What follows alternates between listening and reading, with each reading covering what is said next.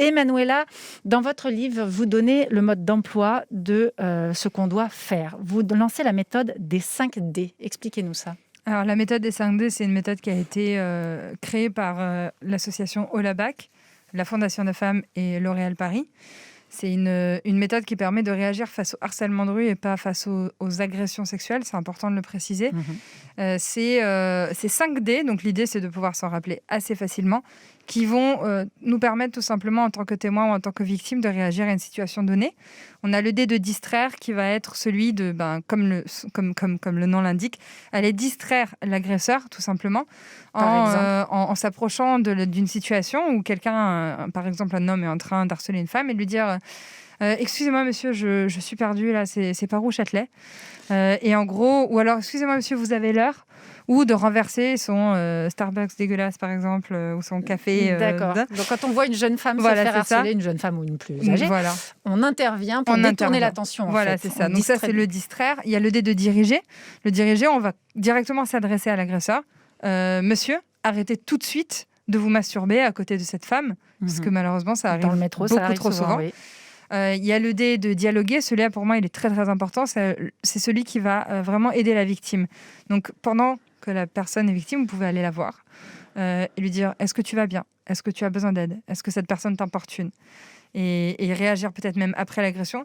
Est-ce que tu saches que tu n'es pas responsable de ce qui vient de se passer, ce n'est pas de ta faute. Est-ce que tu veux que je t'accompagne porter plainte ?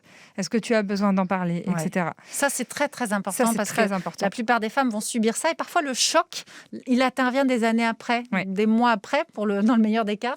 Et en fait, ça fait des dégâts. Et surtout que les victimes cherchent la faute en elles. Ça doit être ma tenue, la manière dont j'ai croisé mes jambes, ça doit être mon maquillage, peut-être que la manière dont je l'ai regardé. Et c'est important de faire comprendre à toutes les victimes que rien ne justifie la violence et qu'elles ne sont jamais coupables. Et il y a le 5e D. Il y a le D de documenter. Et ça, c'est un D que je conseille d'utiliser uniquement quand on est au moins 2 personnes à agir, parce que ça consiste tout simplement à filmer la scène, à prendre des photos ou à filmer ce qui est en train de se passer pour pouvoir ensuite le donner à la victime. Ne publiez jamais ça sur les réseaux sociaux sans le consentement de la victime, c'est très important.